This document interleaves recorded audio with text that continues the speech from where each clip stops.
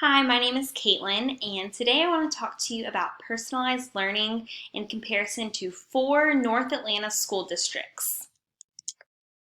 So the first school district that I want to talk about is Fulton County, and their vision for personalized learning is to ensure strong core instruction that is personalized to meet student needs by providing choice programs. And they also want to make sure to have the tools, strategies, and learning environments to build the essential skills necessary to pursue the student's path of choice. The second vision that I want to talk about is that of Gwinnett County School District. And this one's a little bit more unique because it's not so much the school district as it is the Gwinnett online campus, which is within Gwinnett County School District.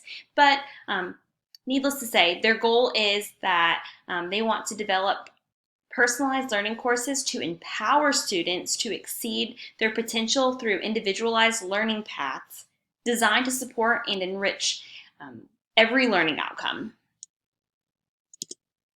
The third vision I want to talk about is for Forsyth County School District, and their vision is supported by Allison Zmuda's definition of personalized learning, which is a progressively student-driven model where students deeply engage in meaningful, authentic, and rigorous challenges to demonstrate desired outcomes.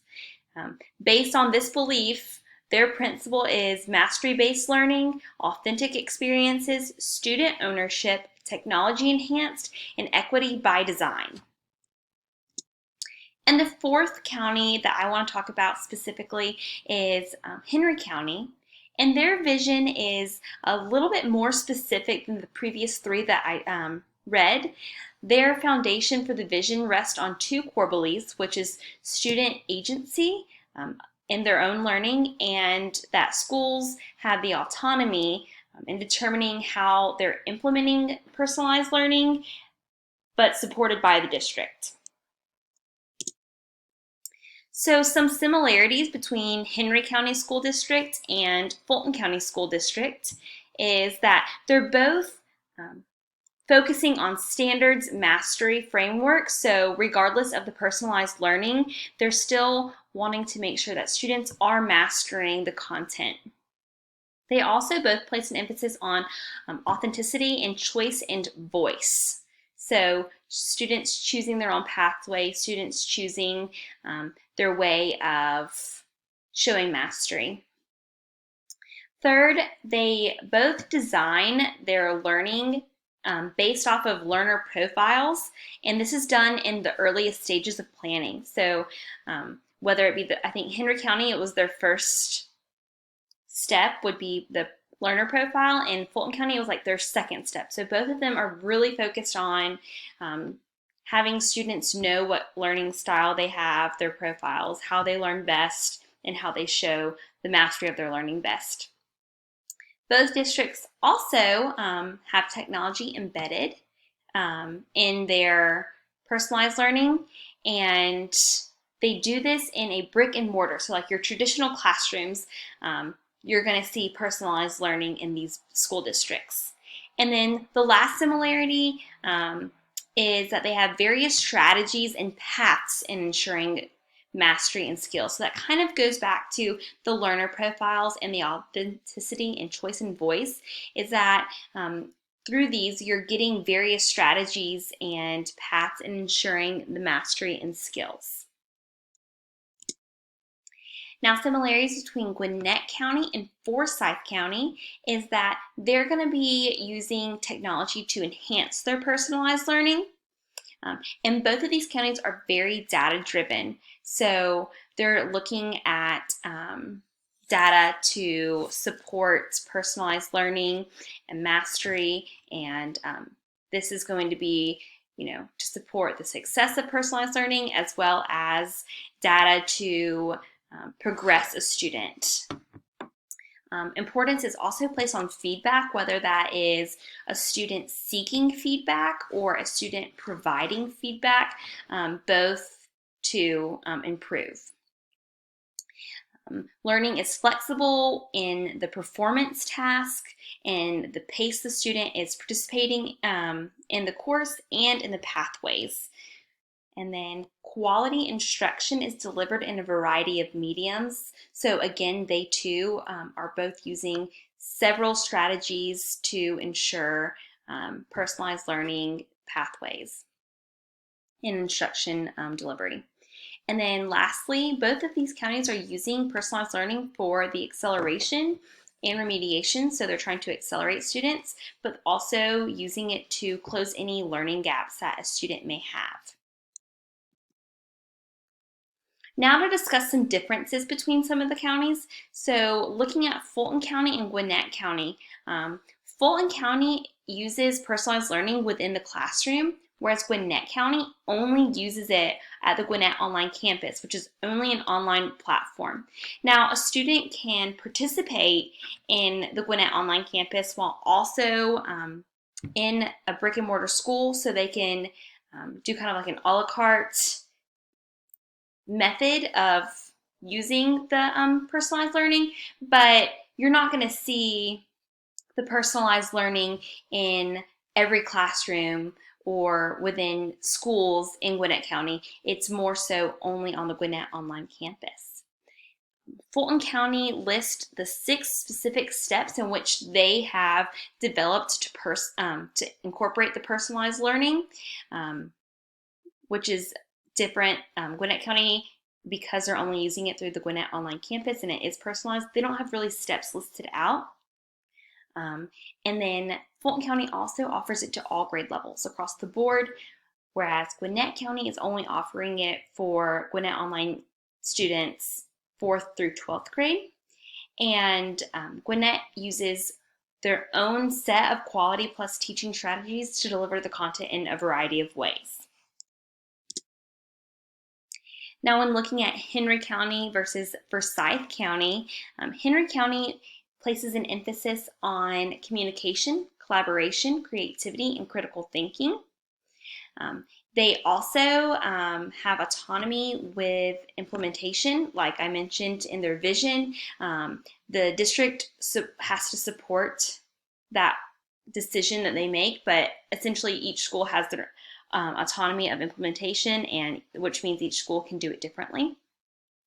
And then uses a vision of personalized learning to specifically target the goal for learners to be successful in college, career, and life. So if you think back to when I was reading the visions of each district, several of them said desired outcomes or all outcomes, whereas Henry County is specifically talking about their goal is for students to be successful in college, career, and life. So that was different.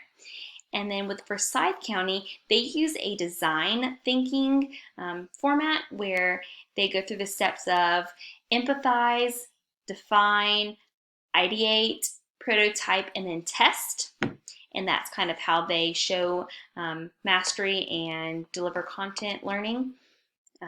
They really advocate for equity among all students in access. So not that the other counties do not advocate for equity, but Forsyth County lays it out and explicitly states that equity is one of their core beliefs in having personalized learning.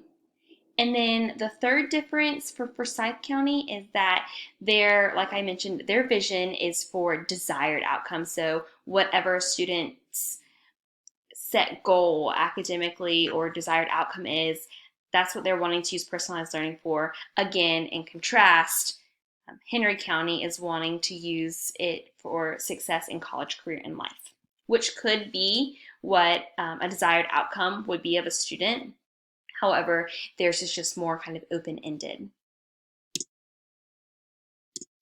So some strengths of the personalized learning from these 4 districts is that I felt that all of them really fostered student ownership of learning and not accept passive participation in the learning experience. So the learning is very authentically designed in each of these districts in their visions, and it's really based off of the learner profile and the learning style of the student. The second strength that I noted is that they're all still focused on ensuring mastery of the standards. So the end goal is still the same as it always has been, which is academic success for all students and their desired outcomes. So they're still ensuring mastery, that the content that needs to be mastered is being covered, and yeah. The third strength is that technology is embedded in all 4 districts among all personalized learning, whether it be within the classroom or solely online. They're really using technology to reach their goals and to support their vision. This allows for more avenues of delivery of the content and mastery of the content, and prepares students for real world applications. So inevitably, you're going to use technology in your careers and in your post educational jobs and secondary education. So they're preparing them by using it now in the classroom to be more successful after. And the fourth strength that I noted would be meaningful and adaptive learning. So the multiple pathways allows for success in students being able to choose how they learn it and how they show mastery. It lets the students use their own personal culture and talents to be even more successful and to grow. Some weaknesses that I noted would be the first one is how. So though a couple of the districts mentioned steps, I didn't feel that there was detailed instructions on how the implementation of personalized learning was being done. I think that by being more detailed and thorough in the explanation of how would allow for collaboration among districts and states, so that everyone can improve and everyone can begin implementing this personalized learning for the success of all students and all people. Data supporting the success I would say is weakness. I didn't feel that any of the districts listed specific data that supported the success. Now, I'm not saying that it's not successful, because I think that it's inevitable to be successful when you're doing personalized learning because of the authentic learning that's being done.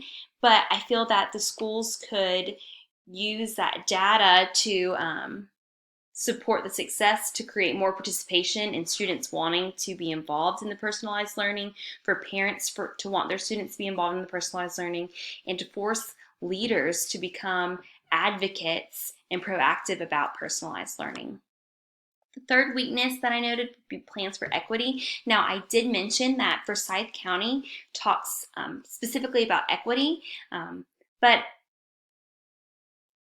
I just felt that that was something that was lacking among the other 3 districts. Is how are students going to have access to personalized learning?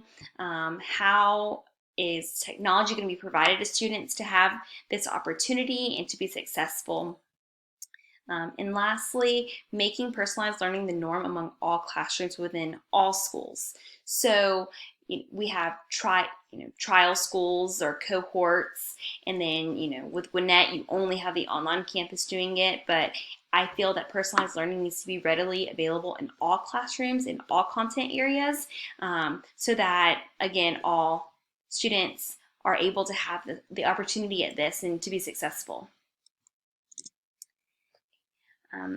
My vision of personalized learning is tailoring the instruction of academic content to the students in a way that meets their learning style and interest.